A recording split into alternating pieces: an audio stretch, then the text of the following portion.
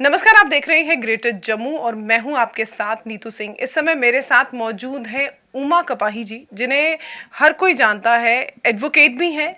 ये BJP cell, media cell जो है वो यही देखती हैं, लीगल फॉर्मेलिटीज जो है वो भी यही देखती हैं, और भी बहुत कुछ है, सोशल एक्टिविस्ट भी हैं। जानने की कोशिश करते हैं कि जिस तरह से अब लोकसभा इलेक्शन की डेट्स फाइनल हो चुकी हैं, इस समय हर कोई पार्टी जो है अपनी तैयारियां करने पर लगी हुई है। इनका इस पूरे सिनारियो को ये किस तरह से देखती हैं? उमा जी, आपका ग्रेटर जम्मू के चैनल में स्वागत है। Thank you so much ma'am.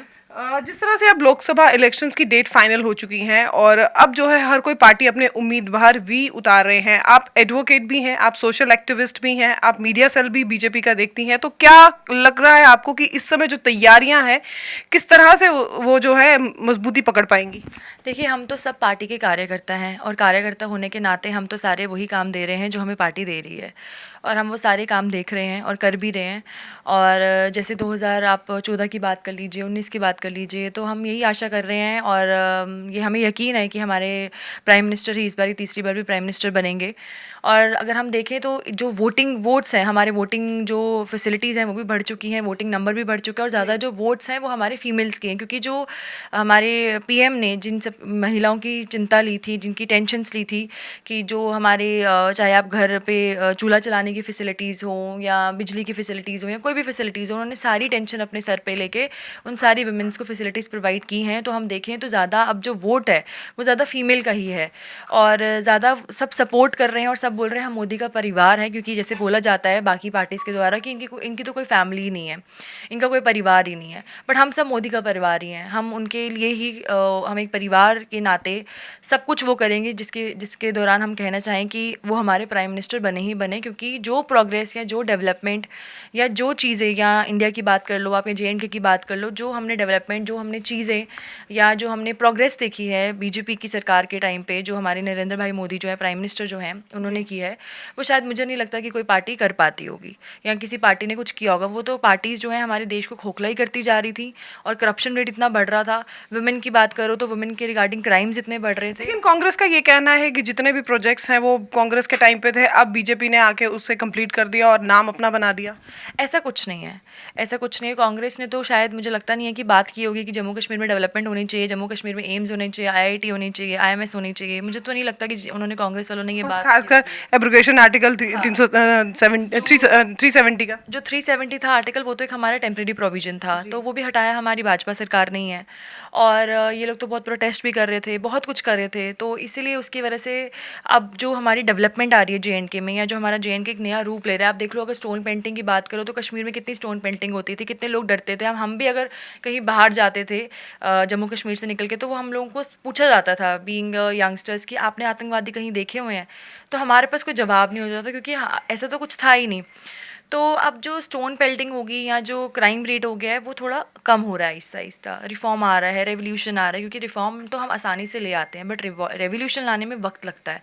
और जो रेवोल्यूशन है, जो इन्होंने देश को इतना खोखला किया हुआ है, हर जगह से खोखला किया हुआ है, तो वहाँ पर हर जगह ठीक करने के लिए हमारे प्राइम मिनिस्टर साहब ही हैं जो जा रहे हैं, जिन्होंने हर कोने की, देश की हर कोने की टेंशन ली हुई है, चिंता ली है कि कैसे इसमें रिफॉर्मिटी लाए, कैसे चेंजेस लाए जाएँ, या कैसे इंडिया को हम चांद तक पहुँचाएँ, या कैसे हमारी जो, जैसे अब हमारे 3 क्रिमिनल लॉज पास हुए हैं, वो तो इन कांग्रेस या किसी सरकार ने सोचा नहीं था बदलने का। जो हमारे ब्रिटिशर्स के टाइम पे चल रहे थे, वो लोग तो चले गए देश छोड़ के, तो उनके क्राइम्स, हम जो इनके लॉज थे वो क्यों नहीं हमने छोड़े।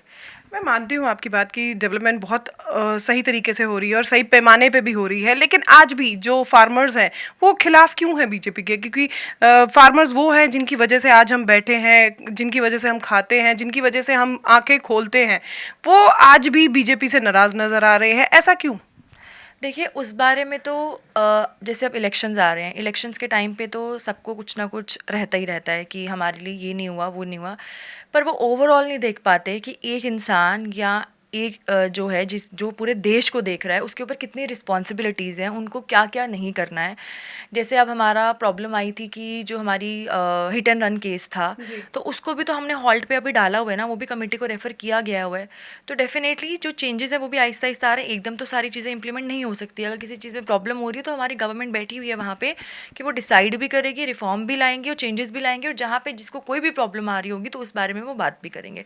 ऐसा तो नहीं है कि वो सिर्फ एक सेक्शन ऑफ सोसाइटी सोसाइटी को ही फोकस कर रहे हैं, वो हर सेक्शन ऑफ सोसाइटी को फोकस कर रहे हैं। किसी ने वुमेन एम्पावरमेंट की तो आज तक बात नहीं की थी, वुमेन के लिए तो कोई फैसिलिटीज़ नहीं लाई थी।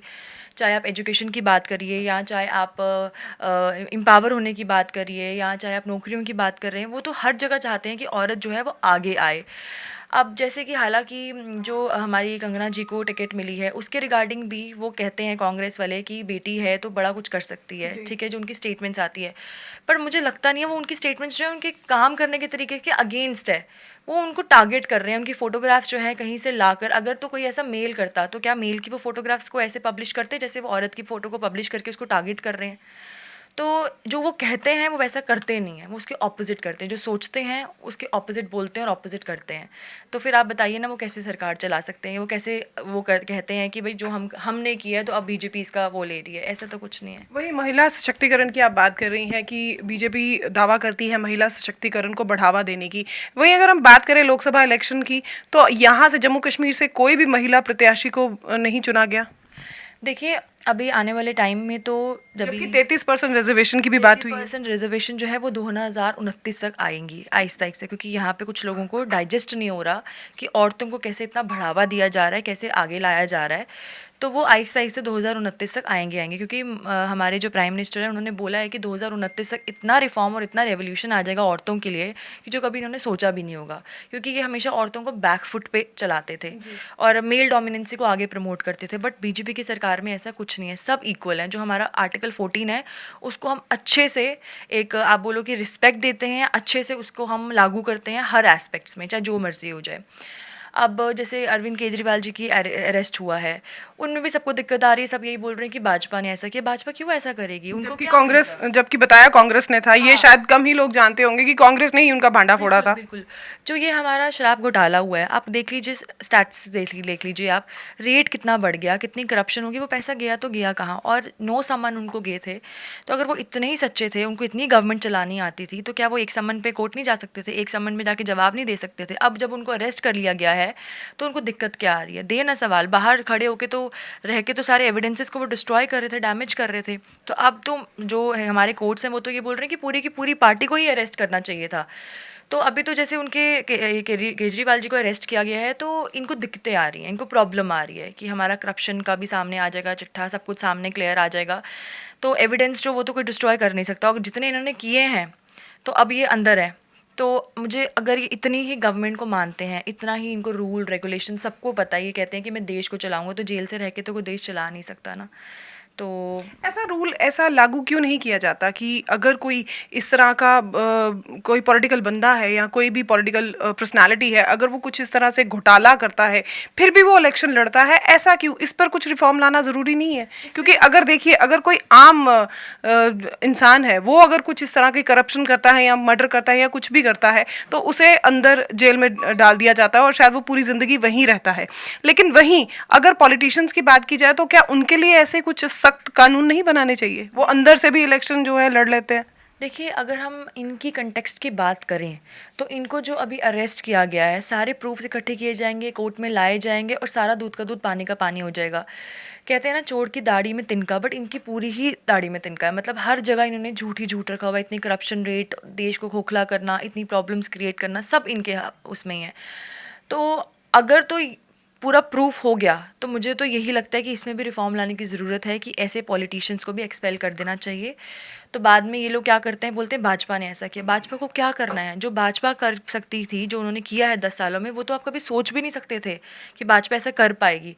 लेकिन ये कहीं ना कहीं आम आदमी पार्टी ये भी बार बार क्लेम करती है कि बीजेपी और ईडी या सीबीआई आपस में मिले हुए हैं, सांठ-गांठ है इनकी। आम आदमी पार्टी ने कई बार इसको लेकर कमेंट्स भी दिए हैं, कई बार इसको लेकर उनकी बातें भी सामने आई हैं। देखिए, हम किसी के कमेंट्स करने को तो रोक नहीं सकते हैं, ठीक है, उनके पास freedom of right and speech and expression है, वो करें जो उनको करना है। बट जो सच है उसको तो सामने आने दे। बाहर खड़े होकर एविडेंसेस डिस्ट्रॉय करने से उनको क्या मिल रहा था? नो सम्मन कहने की बात होती है और वो कहते हैं सम्मन इलीगल आया। अगर कोर्ट का सम्मन है तो वो इलीगल सम्मन कैसे हो सकता है? और अगर 9 बार सम्मन आया तो आपको बार बार ईडी जो है वो बोल रही है ना कि आप आओ, पेश तो हो। अगर आप सच भी हो, सच्चे भी हो, अगर आपने कोई गलती नहीं की है, you have the right to give answers. आपने आंसर्स क्यों नहीं दिए? तब आप कोर्ट में क्यों नहीं आए? और अगर रही बात ईडी की, अगर तो हमारा जो जस्टिस है, जो हमारी जुडिशरी है, वो हमारा थर्ड पिलर ऑफ डेमोक्रेसी है, अगर तो वो इनके हक में कुछ करेगी तो ये वाहवाही करते हैं। और अगर तो वो इनको क्वेश्चन पुट करेगी तो ये उनको दुत्कारते हैं, तो ये कहाँ का वो है? मतलब ये कैसे फिर बोलते हैं कि हम गलत हैं या हम सही हैं? ये कैसे फिर ये चीज़ कह सकते हैं? 2019 की बात है जब केजरीवाल ने अपने बच्चों की कसम खाई थी कि मैं ऐसा कुछ भी नहीं करूंगा, मैंने कभी कोई गड़बड़ घोटाला नहीं किया है और मैं बहुत सत्य हूँ। लेकिन आज की डेट में अगर देखो तो इतनी बड़ी जो है घोटाला सामने आया है, शराब का घोटाला, तो कहाँ गई वो कस्में? ये कस्में, ये सब चीज़ें झूठी होती हैं, ऐसा तो कुछ होता नहीं है। ये अब इनके बातों में क्या ही कमेंट्स करना। अगर तो ऐसा कुछ होता तो मुझे नहीं लगता ये घोटाला होता। आप स्टैट्स देख लीजिए, शराबों की दुकान बढ़ी है, उसकी सेल बढ़ी है, वो कैसे हुआ है? गुड, अगर स्कूलिंग की बात करें तो ये कहते हैं हम स्कूल बनाते हैं। स्टैट के हिसाब से जितना पैसा इनको दिया गया था स्कूल बनाने के लिए, उस हिसाब से तो पैसा लगा ही नहीं है स्कूल बनने में, तो वो पैसा गया कहाँ? तो मतलब वो करप्शन ही कर रहे हैं ना, देश को तो खोखला ही कर रहे थे, वो देश को कोई आगे नहीं बढ़ा रहे थे, या देश में कोई डेवलपमेंट या कोई भी यंगस्टर्स के लिए या वुमेन के लिए कोई फैसिलिटी नहीं प्रोवाइड कर रहे थे। अब जो रूल आए हैं, अब जो क्राइम रेट के हिसाब से जो हमारा रेवोल्यूशन आया है या 3 लॉज आए हैं, उसको भी लागू करने में इतना टाइम दिया है ताकि हम उसको अच्छे से स्टडी कर सकें, हम उसको पढ़ सकें और इम्प्लीमेंट कर सकें। तो इनको हर चीज़ से दिक्कत है।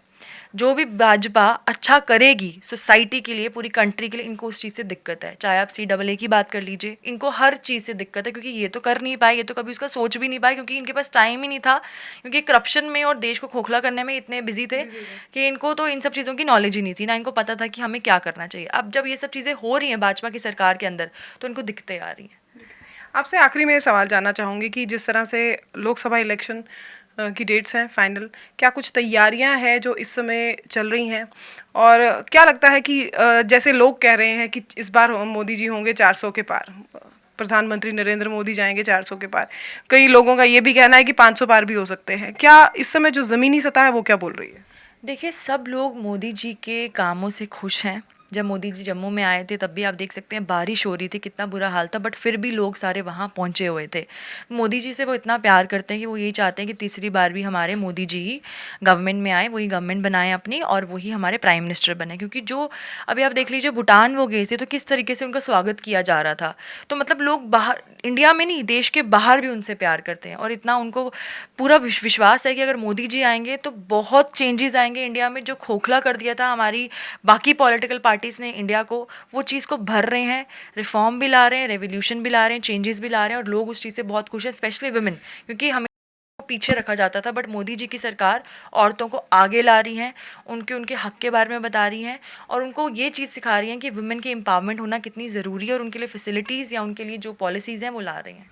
मुझे एक आखिरी सवाल आपसे पूछना चाहूँगी, जैसे आपने बात की है कि इस जब मोदी जी 20 फरवरी 2024 में जम्मू में आए थे तब लोग काफ़ी तादाद में उनसे मिलने के लिए आए गए थे, लेकिन हम लोग पीछे ग्राउंड में काम कर रहे थे तो हमने भी देखा वहाँ पर कई सारे ऐसे लोग भी थे, हज़ारों की तादाद में, जो ग्राउंड नहीं पहुँच पाए, एम स्टेडियम नहीं पहुँच पाए।